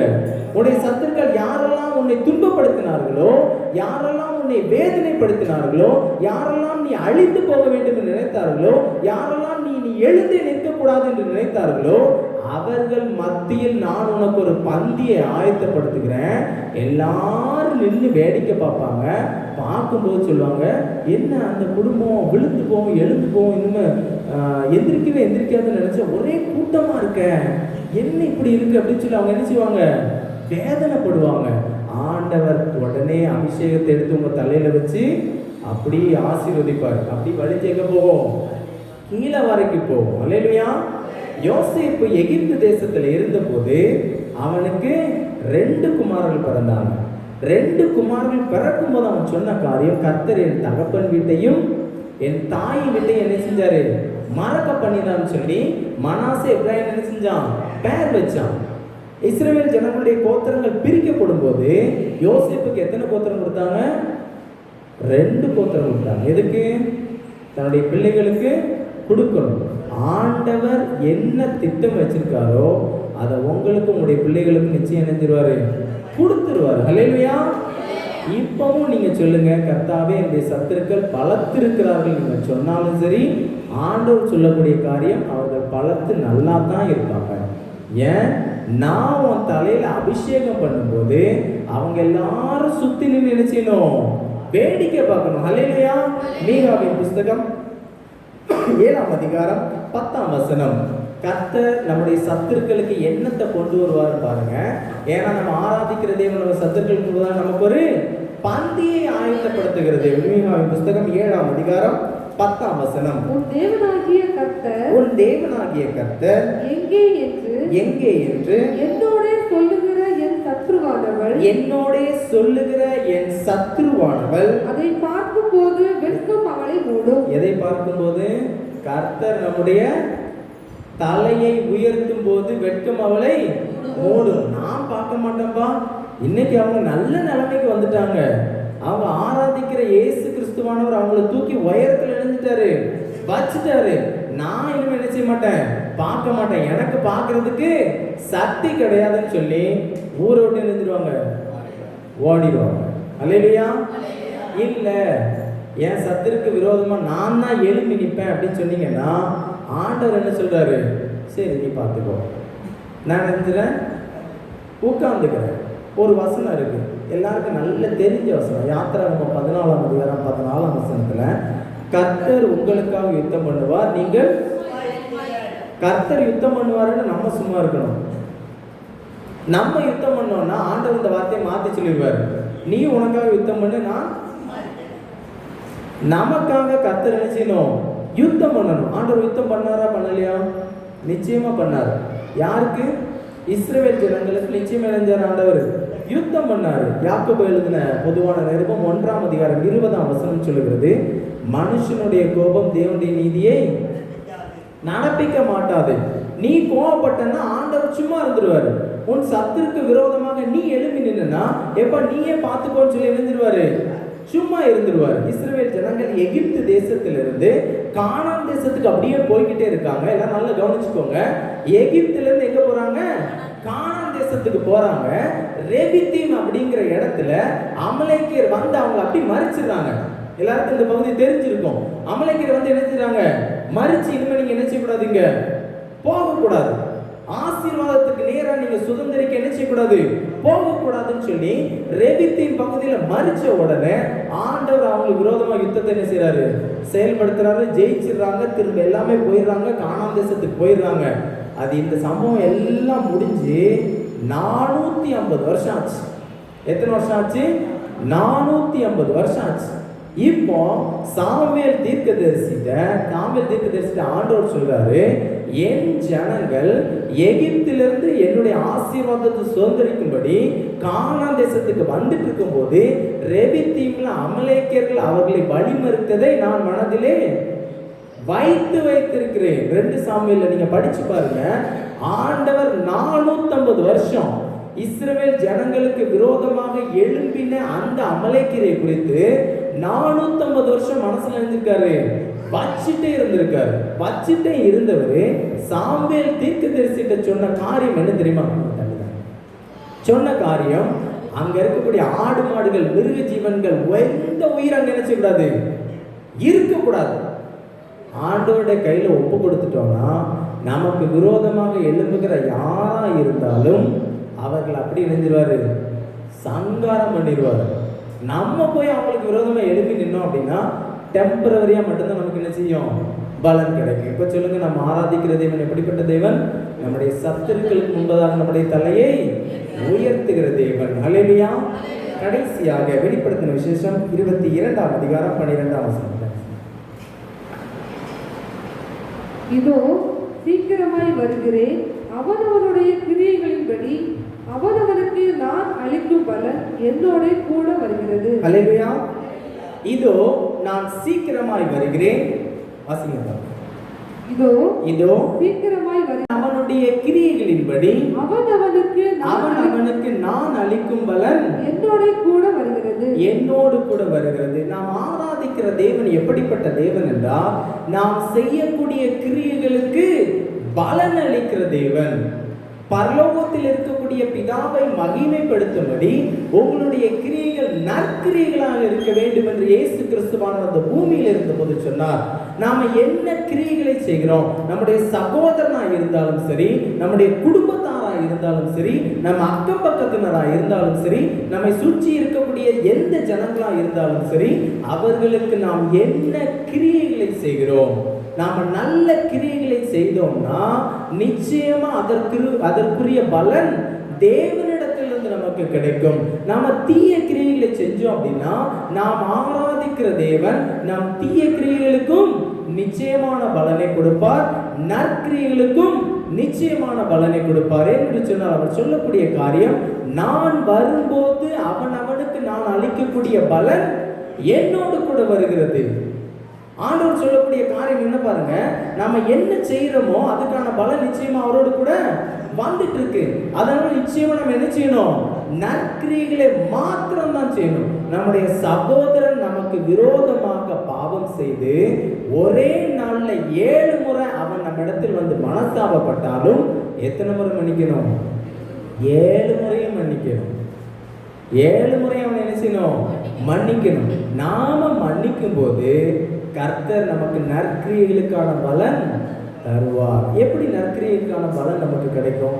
ஆண்டவருக்கு என்ன தெரியும், ஆண்டவருக்கு ஒரு வேலை இல்லையா அப்படின்னு சொல்லி நம்ம நினைக்கலாம். ஏனென்று சொன்னால் வேதம் சொல்லுகிறது, இச்சிறியரில் ஒருவரையும் அற்பமாய் எண்ணாதிருங்கள், அவர்களுக்குரிய தேவதூதனானவர் என் பிதாவின் சமூகத்தை நித்தம் தரிசிக்கிறார்களே. இந்த ஜனங்களுக்கு நம்ம ஒருவேளை தீய கிரிகள் செஞ்சாலும் சரி, நற்கிரிகள் செஞ்சாலும் சரி, அவர்களுக்குன்னு ஒரு தேவதூதன் இருக்காங்க. அவங்க பரலோகத்துல போய் சொல்லுவாங்க, ஆண்டவரே உம்முடைய பிள்ளையாகிய சாம் இன்னைக்கு இந்த தீமையான காரியத்தை செஞ்சாரு, உம்முடைய பிள்ளையாகிய சாம் இன்னைக்கு இந்த நல்ல காரியத்தை செஞ்சாரு. அதற்கான பலன் ஆண்டவர் செஞ்சிருப்பாரு, நோட் பண்ணி வச்சுக்கிட்டே இருப்பாரு. திரும்ப வரும்போது நிச்சயமா அந்த பலன் நமக்கு கிடைக்கும். எப்படி அந்த காரியம் நடக்கும்? ஒரு சமயத்துல யாக்கோபு ஒரு கல்லின் மேல சாஞ்சு நினைச்சிட்டு இருக்கான், தூங்கிட்டு இருக்கான். தூங்கிட்டு இருக்கும்போது அவனுக்கு ஒரு சொப்பனம் வருது. சொப்பனம் வரும்போது என்ன இருந்தது? அந்த சொப்பனத்துல ஒரு ஏணி வச்சிருக்காங்க. அந்த ஏணியில வேதம் தெளிவாக சொல்லுகிறது பாருங்க, தேவதூதர்கள் ஏறுகிறவர்களாகவும், அப்ப கீழையும் மேலையும் போயிட்டு தேவதூதர்கள் வந்துட்டு இருக்காங்க. நம்ம என்ன செய்யறோம் அப்படிங்கிறத மேல போய் அப்டேட் பண்ணிட்டு வந்துகிட்டே இருப்பாங்க. ஆண்டவர் நோட் பண்ணி வச்சுக்கிட்டே இருப்பாரு. அதனால நம்ம ஆண்டவருக்கு என்ன தெரியும், அவங்களுக்கு என்ன தெரியும், இவங்களுக்கு என்ன தெரியும் அப்படின்னு சொல்லி மற்றவர்களுக்கு தீமை செய்யக்கூடாது. ஒருபோதும் மற்றவங்களுக்கு என்ன செய்யக்கூடாது, தீமை செய்யவே கூடாது. சங்கீதக்காரன் சொல்லுகிறான், நன்மையை காணும்படி ஜீவனை விரும்பி தன் நீடித்த நாட்களை அபேட்சிக்கிற மனுஷன் யார்? உன் நாவை பொல்லாப்புக்கும் உன் உதட்டை கபட்டு வசனிப்புக்கும் விலக்கி காத்துக்கொள், நன்மை செய். நிச்சயமா நிச்சயம் நன்மை செஞ்சு சமாதானத்தை தேடி அதை தொடர்ந்து கொள். மற்றவங்களுக்கு விரோதமா எந்த காரியத்தை நம்ம செஞ்சாலும் சரி, அந்த காரியத்திற்கான பலன் தேவன் நமக்கு கொடுப்பார். நம்முடைய கிரியைகளுக்கு தக்க பலன் அளிக்கிற தேவன். ஏசாயாவின் புஸ்தகம் 3ஆம் அதிகாரம் 10ஆம் வசனம் சொல்கிறது, அவரவர்கள் அவருடைய கிரியைகளுக்கு தக்க பலனை நிச்சயம் அனுபவிப்பார்கள். வெளிப்படுத்தின விசேஷம் 2ஆம் அதிகாரம் 23ஆம் வசனமும் இதே தான் சொல்லுகிறது. என்ன கிரியைகள் செய்கிறோமோ அந்த கிரியைக்கான பலன் தேவனோடு கூட வந்துகிட்டே இருக்கு. நான் உன் கிரியை அறிந்திருக்கிறேன், நீ என்ன கிரியை செய்கிற அப்படிங்கிறது எனக்கு தெரியும். எனக்கு விரோதமாக நீ பாவம் செய்தாலும் சரி, நீ நன்மை செய்தாலும் சரி, நீ யாருக்கு விரோதமாக என்ன கிரியை நீ செஞ்சுட்டு இருக்கியோ அந்த கிரியைக்கு தக்க பலன் என்னோடு கூட வருகிறது. வேதம் சொல்லுகிறது, நன்மை செய்தால் மேன்மை இல்லையோ. எல்லாருக்கும் என்ன செய்யணும்? நன்மை செய்யணும். இயேசு கிறிஸ்து பூமியில் இருந்தபோது நன்மை செய்கிறவராக மாத்திரம்தான் சூச்சித்திருந்தார். அவரை சிலுவையில் அடிச்ச ஜனங்களுக்காக பிதாவிடத்தில் நின்றார், வேண்டுதல் செய்தார். நம்முடைய வாழ்க்கையில நம்ம செய்யக்கூடிய எல்லா கிரியைகளுக்கும் நிச்சயமான பலன் தேவன் கொடுப்பார். வெளிப்படுத்தின விசேஷம் 3ஆம் அதிகாரம் 1-2 வசனங்களை ஒருவர் சத்தமாக வாசிப்போம். சர்தை சபையின் தூதனுக்கு நீ எழுத வேண்டியது என்னவெனில், தேவனுடைய 7 ஆவிகளையும் 7 நட்சத்திரங்களையும் உடையவர் சொல்லுகிறதாவது, உன் கிரியைகளை அறிந்திருக்கிறேன், நீ உயிருள்ளவன் என்று பெயர் பெற்றும் செத்தவனாய் இருக்கிறார். அவன் எப்படி இருக்கானா? உயிர் அவனுக்கு இருக்கு, ஆனா அவன் எப்படி இருக்கான்? செத்த மனுஷனா இருக்கான். ஏன் என்று சொன்னால் அவனுடைய கிரியைகள் எல்லாம் தீய கிரியைகள். அவன் செய்யக்கூடிய காரியங்கள் எல்லாம் தீயவைகள். மற்றவனுக்கு அவன் செய்யக்கூடிய காரியங்கள் எல்லாம் தீய கிரியைகள். அப்படிப்பட்ட தீய கிரியைகளை செய்யக்கூடிய உன்னை நான் அறிந்திருக்கிறேன். நீ உயிருள்ளவன் என்று பெயர் பெற்றும் செத்தவனாய் இருக்கிறார். நாம் இன்னைக்கு உயிரோடு இருக்கலாம், ஆனா நம்முடைய ஆத்துமா, நம்முடைய கை கால்கள், நம்முடைய சிந்தனைகள் மற்றவர்களுக்கு எப்படிப்பட்ட கிரியைகளை செய்கிறது? நல்ல கிரியைகளை செய்கிறதா, தீய கிரியைகளை செய்கிறதா? அதே அதிகாரம் 15ஆம் வசனத்தை வாசிங்க. உன் கிரியைகளை அறிந்திருக்கிறேன், நீ குளிரும் அல்ல அனலும் அல்ல. நீ நன்மையும் செய்யல, தீமையும் செய்யல. உன்னிடத்தில் நன்மை இல்லை, தீமை இல்லை. எந்த ஒரு கிரியையுமே நீ செய்யாம இருந்தாலும் சரி, உன்னை என்ன செய்வனா? என் வாயிலிருந்து வாந்தி பண்ணி போடுவேன். நாம கர்த்தருக்கு முன்பதாக நற்கிரியைகளை செய்கிறவர்களாக இருக்க வேண்டும். ஏனென்று சொன்னால் நாம செய்யக்கூடிய கிரியைகளுக்கு தக்க பலன் அளிக்கிற தேவன், நாம் ஆராதிக்கிற தேவன் எப்படிப்பட்ட தேவன் என்றால், நாம் செய்யக்கூடிய கிரியைகளுக்கு பலன் அளிக்கிற தேவன். ரோமரின் புஸ்தகம் 2ஆம் அதிகாரம் 7ஆம் வசனம் சொல்லுகிறது. ரோமரின் புஸ்தகம் 2ஆம் அதிகாரம் 7ஆம் வசனம், சோர்ந்து போகாமல் நற்கிரியைகளை செய்து மகிமையையும் கனத்தையும் அழியாமையையும் தேடுகிறவர்களுக்கு இதில் ஆண்டவர் சொல்லக்கூடிய முதற் காரியம் என்ன பாருங்க? நற்கிரியைகள். அவங்களுக்கு என்ன கிடைக்குமா? நித்திய ஜீவன் கிடைக்கும். நற்கிரியைகளை செய்கிறவர்களுக்கு, சோர்ந்து போகாமல் நற்கிரியைகளை செய்கிறவர்களுக்கு நித்திய ஜீவனை தேவன் கட்டளையிடுகிறார். கலாத்தியரின் புஸ்தகம் 6ஆம் அதிகாரம் 7-8 வசனங்கள் நற்கிரியைகளை செய்கிறவர்களுக்கு எப்படிப்பட்ட ஆசீர்வாதம் இருக்குன்னு பாருங்க. மோசம் போகாதிருங்கள், தேவன் தம்மை பரியாசம் பண்ண ஒட்டார். மனுஷர் எதை விதைக்கிறானோ அதையே அறுப்பான். நல்ல விஷயங்களை நம்ம விதைச்சோம்னா நல்ல காரியங்கள் கிடைக்கும். தீய விஷயங்களை விதைச்சோம்னா தீய காரியங்கள் கிடைக்கும். கர்த்தர் நமக்கு ஆசீர்வாதம் கொடுக்க வேண்டும் என்றால் நாம் நற்கிரியைகளை செய்கிறவர்களாக இருக்க வேண்டும். பிரியமான தேவ ஜனமே, நாம் ஆராதிக்கிற தேவன் நம் நினைவுகளை அறிந்திருக்கிற தேவன். நாம் எப்படிப்பட்ட நினைவுகள் இருக்கிறது? நல்ல நினைவுகள் இருக்கிறதா, தீய நினைவுகள் இருக்கிறதா? தேவனை நோக்கிய சிந்தனை நமக்குள் இருக்கிறதா? கர்த்தரை தெரிந்து கொள்ளக்கூடிய அந்த ஆர்வம் இருக்கிறதா? இதைத்தான் தேவன் பார்க்கிறார். இரண்டாவது காரியம், நாம் ஆராதிக்கிற தேவன் நம்முடைய சத்துருக்களுக்கு முன்பதாக நமக்கு ஒரு பந்தியை ஆயத்தப்படுத்துகிற தேவன். ஒருபோதும் கலங்காதிருங்கள், ஒருபோதும் துக்கப்படாதிருங்கள். தாவீதை போல நம்முடைய ஆத்மாவிடத்தில் பேசினால் போதும். ஏனென்று சொன்னால் நம்முடைய ஆத்மாவில் யார் இருக்கிறார் சொல்லுங்க? தேவன் இருக்கிறார். நீங்களே நாம் வாசம் பண்ணும் ஆலயம். நம்ம இந்த ஆத்மாவிடத்தில் நாம் பேசணும்னா கர்த்தர் அதை கேட்டு நம்முடைய சத்தத்தில் முன்பதாக நமக்கு ஒரு பந்தியை ஆயத்தப்படுத்துகிறது. கடைசி காரியம், நம் கிரியைகளுக்கு தக்க பலன் அளிக்கிற தேவன். நாம் என்ன கிரியைகளை செய்கிறோமோ அதற்கு தக்க பலன் நமக்கு தருவார். எல்லோரும் எழுந்து நின்று நம் தேவாதி தேவனை நோக்கி ஜெபிக்க போகிறோம். எல்லோரும் எழுந்து நின்று கர்த்தரிடத்தில் நம்மை ஒப்பு கொடுத்து நாம் ஆராதிக்கிற இயேசு கிறிஸ்துவானவர் எப்படிப்பட்டவர் என்பதை நாம் அறிந்து கொண்டோம். நாம் ஆராதிக்கிற தேவன். இங்கு வந்திருக்கக்கூடிய என் தேவ ஜனமே, உன் மனதில் இருக்கக்கூடிய வியாகுலத்தையும் சஞ்சலத்தையும் என் தேவனாகிய தேவனிடத்தில் வந்து சொல்லு. லேயாளை யாக்கோபு தள்ளிவிட்ட போதிலும், அவள் ஒவ்வொரு குழந்தையை பெற்ற போதிலும், என் கணவர் இன்னும் என்னோடு சேர்ந்திருப்பார், என் தேவன் இன்னும் என்னை ஆசீர்வதிப்பார், அவரை குறித்து என்னை குறித்த திட்டங்கள் அநேகம் உண்டு என்று யோபு சொன்னது போல தேவனிடத்தில் சொல்லு. மனுஷனிடத்தில் புலம்பாதே, மனுஷனிடத்தில் புலம்பாதே. இன்று உன் மனதில் இருக்கக்கூடிய வியாகுலங்கள், கஷ்டங்கள், நஷ்டங்கள் எல்லாவற்றையும் தேவன் தம்முடைய இரத்தத்தினால் கழுவி உன்னை ஒரு புது சிருஷ்டியாக மாற்றப் போகிறார். விசுவாசம் உள்ளவர்களாக, விசுவாசம் உள்ளவர்களாக கர்த்தரை நோக்கி பார்ப்போமா. சீரகு ஓடிந்த நீலையில்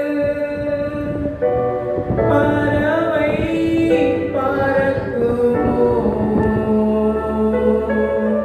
சீரகு ஓடிந்த நீலையில் பறவை பறக்குமோ,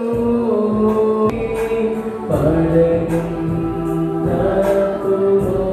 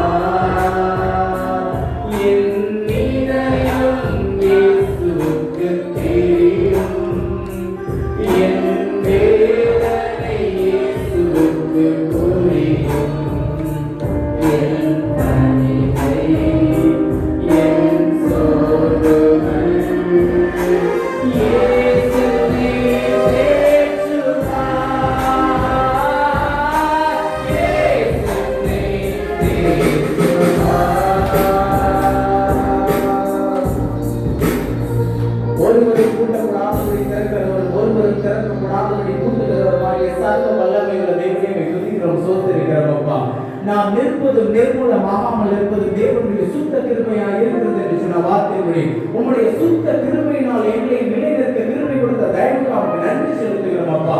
இப்பொழுது வந்து உம்முடைய வார்த்தையை கேட்ட இந்த ஆராதனையில் கலந்து கொண்ட ஒவ்வொரு பிள்ளைகளையும் நீர் ஆசீர்வதிக்க வேண்டுமா ஜெபிக்கிறோம் அப்பா. என்ன மன கவலையோடு என்ன வியாகுலத்தோடு வந்திருக்கிறார்களோ அந்த கவலைகள் வியாகுலங்கள் எல்லாவற்றையும் கிறிஸ்து இயேசுவுக்குள் நீர் மாற்றி போட்டு அவருடைய மனத்தில் ஒரு சமாதானத்தையும் சந்தோஷத்தையும் வைக்கப்படுற தயவுக்காக நன்றி செலுத்துகிறேன் ஆண்டவரே. நான் உம்முடைய பிள்ளைகளை உம்முடைய நாமத்தினால் ஆசீர்வதிக்கிறேன் அப்பா. என்று சொன்னார், நீ யாரை ஆசீர்வதிக்கிறாயோ அவர்களை நான் ஆசீர்வதிப்பேன் என்று சொல்லி உம்முடைய பிள்ளைகள் போல பிரியமானவனே, உன் ஆத்துமா வாழ்வது போல நீ எல்லாவற்றிலும் வாழ்ந்து சுகமாய் இருப்பாய் என்கின்ற ஆசீர்வாதத்தை உம்முடைய பிள்ளைகள் சுகமாய் இருக்க வேண்டும் என்கின்ற ஆசீர்வாதத்தை உம்முடைய பிள்ளைகளுடைய தலையின் மேல் இப்பொழுது வைத்து போகிறேனப்பா. அவர்கள் மனதில் காணப்படுகிற வியாகுலங்கள், சஞ்சலங்கள், போராட்டங்கள் எல்லாவற்றையும் கிறிஸ்து இயேசுவுக்குள் எடுத்து போட்டு அவர்களை சமாதானத்தினாலும் சந்தோஷத்தினாலும் ஜனங்கள் மத்தியில் ஒரு உயர்வை கொடுக்கப்பட்ட தெய்வத்துக்காக நன்றி செலுத்துகிறேன். நான் யாரிடத்தில் செல்வேன்? யாரிடத்தில் சென்று என்னுடைய வியாகுலத்தை நான் சொல்லுவேன்? என் நேசரை தவிர எனக்கு தேவன் கிடையாது என்று உம்மை நோக்கி வந்திருக்கக்கூடிய உம்முடைய பிள்ளைகளே, உம்முடைய வலது கரத்தினால் தொட்டு பிடித்து பயப்படாதே, உனக்கு நான் துணையாயிருக்கிறேன், திகையாதே, கலங்காதே, உன் தேவனாகிய கர்த்தர் நான் உன்னோடு இருக்கிறேன், உன்னோடு கூட இருந்து நான் செய்யக்கூடிய காரியம் பயங்கரமாய் இருக்கும் என்று ஜெபிக்கிறேன்ப்பா. கர்த்தரோ பயங்கரமான பராக்கிரமசாலியாய் என்னோடு இருக்கிறார் என்று சொன்ன வார்த்தையின்படி உம்முடைய பிள்ளைகளோடு பயங்கரமான பராக்கிரமசாலியாகிய நீர் இருக்க போகிற தேவனுக்காக நன்றி செலுத்துகிறேன். ஆண்டவரே, செல்வனையாக ஜெபிக்கிறேன். அவர்களுக்கு கொடுத்த ஊழியத்திற்காக ஜெபிக்கிறேன். என் பிதா ஒருவனை அழைக்காவிட்டால், என் பிதா ஒருவனை இழுத்துக் கொள்ளாவிட்டால் என்று சொன்னீரப்பா, நீர் அவரை இழுத்துக் கொண்டீர், நீர் அவரை தெரிந்து கொடுத்தீர். நீர் தாயின் கற்பத்தில் இருந்த போதே நீ என்னுடைய ஊழியத்தை செய்ய வேண்டும் என்று தெரிந்து கொண்டீரப்பா. உம்முடைய பிள்ளையை இந்நாள் வரைக்கும் கிருபை கொடுக்க நான் ஜெபிக்கிறோம் அப்பா. பலவீனங்கள், சுகவீனங்கள் எல்லாவற்றையும் மாற்றி போட்டு ஏசாயாவில் சொல்லப்பட்டது போல 100 வயது எண்ணப்படுவோம் வாலிபன் உம்முடைய பிள்ளைகளுக்கு, உம்முடைய பிள்ளைக்கு வாலிபனுக்கு ஒத்த பலனை, காண்டாமிருகத்தின் பலனை, கழுகுக்கு சமமான பலனை நீர் கொடுத்து உம்முடைய ஊழியத்தில் தொடர்ந்து நடத்த வேண்டுமா ஜெபிக்கிறோம் அப்பா. அம்மாவுக்காக ஜெபிக்கிறோம். இந்த ஊழியத்தை எடுத்து நடத்த கிருபை கொடுத்த தயவுக்காக நன்றி செலுத்துகிறோம் அப்பா. ஆண்டவருடைய பிள்ளைகளை நான் ஆசீர்வதிக்கிறேன். ஆண்டவரே, உம்முடைய சித்தம் என்னவோ, இந்த ஊழியத்தை குறித்து உம்முடைய சித்தம் என்னவாக இருக்கிறதோ அந்த சித்தத்தை உம்முடைய பிள்ளையை கொண்டு நீர் நடத்த போகிற தயவுக்காக நன்றி செலுத்துகிறோம் அப்பா. உலகம் எங்கும் எடுத்து பயன்படுத்தும். ஆண்டவர், உலகம் எங்கும் உம்முடைய சுவிசேஷத்தை கொண்டு செல்லக்கூடிய சிருஷ்டியாக நீர் மாற்ற வேண்டுமா ஜெபிக்கிறோம் அப்பா. உம்முடைய ஊழியத்தை வல்லமையாக செய்து கொண்டிருக்கக்கூடிய உம்முடைய பிள்ளைக்கு ஞானத்தையும் ஆசீர்வாதத்தையும் கனத்தையும் நீர் கொடுக்க போகிற தயவுக்காக நன்றி செலுத்துகிறோம் அப்பா. ஜவானனுக்காக ஜெபிக்கிறோம். இந்த ஊழியத்தை அர்ப்பணித்து இந்த ஊழியத்திற்காக தொடர்ந்து பாடுபட்டு கொண்டிருக்கக்கூடிய உம்முடைய பிள்ளைகளையும் ஆசீர்வதிங்கப்பா. அவருடைய குடும்பங்களை ஆசீர்வதிங்க. அவள் செய்யக்கூடிய வேலையை ஆசீர்வதிங்க. அவருடைய பிள்ளைகளை ஆசீர்வதிங்க. இந்த ஊழியத்தின் நிமித்தம் அவர்களுக்கு இருக்கக்கூடிய ஆசீர்வாதம் ஒன்றும் தடைபடாதபடி எல்லாவற்றையும் எல்லாவற்றாலும் நிரப்புகிற தேவன் உடைய பிள்ளையை நிரப்ப வேண்டுமா ஜெபிக்கிறோம் அப்பா. இங்க வந்திருக்கக்கூடிய ஒவ்வொரு பிள்ளைகளையும் பேர் பேராக தொட்டு ஆசீர்வதியும். சாட்சி சொன்ன பிள்ளைகளுக்காக ஜெபிக்கிறேன் அப்பா. என்ன காரியத்தின் நிமித்தம் உம்மிடத்தில் வேண்டுதல் செய்து ஆசீர்வாதத்தை பெற்றுக்கொண்டு உம்மை நோக்கி எந்தவித வெட்கமும் இல்லாமல் உமக்கு முன்பதாக வந்து ஆசீர்வாதத்தை பெற்ற ஜனங்கள் உமக்கு முன்பதாக சாட்சி சொன்னார்கள் அப்பா. உம்மை மறுதலிக்காமல் சாட்சி சொன்னார்கள். அவர்களை பிதாவிற்கு முன்பதாக நீர் அறிக்கையிட போகிற தயவுக்காக நன்றி செலுத்துகிறார் அப்பா. இருக்கக்கூடிய ஒவ்வொரு பிள்ளைகளையும் ஆசீர்வதிங்க. உம்முடைய கரத்தினால் அவர்களை பாதுகாத்துக் கொள்ளுங்க. நீர் பூமியில இருந்த போது எங்களுக்காக வேண்டுதல் செய்து தீங்கு அவர்களை அணுகாதபடிக்கு காத்துக் கொள்ளுங்க என்று யோவான் 17 சொன்னேன். உம்முடைய பிள்ளைகளுக்கு அதே ஆசீர்வாதத்தை நான் கொடுக்கிறேன். தீங்கு அவர்களை அணுகாதபடிக்கு காத்துக் கொள்ளுங்க. சிறு பிள்ளைகளுக்காக ஜெபிக்கிறோம், பெரியவர்களுக்காக ஜெபிக்கிறோம். ஊழியம் செய்கிற ஒவ்வொரு பிள்ளைகளையும் ஆசீர்வதிங்க. ஆண்டவரே, நீர் ஆசீர்வதிக்க போகிற தயவுக்காக நன்றி செலுத்துகிறோம். ஆண்டவரே, என்னையும் இங்கு அழைத்து பயன்படுத்தின உம்முடைய ஊழியக்கார பிள்ளைகளையும் ஆசீர்வதிங்க. அதற்கான ஆசீர்வாதத்தை நீ கொடுக்க போகிற தயவுக்காக நன்றி செலுத்துகிறோம். இந்த கரத்தில் எங்களை ஒப்புக் கொடுக்கிற வழி நடத்தும் ஆசீர்வதியும் இயேசுவின் மூலம் ஜெபிக்கிறோம் எங்கள் ஜீவனுள்ள நல்ல பிதாவே, ஆமென்.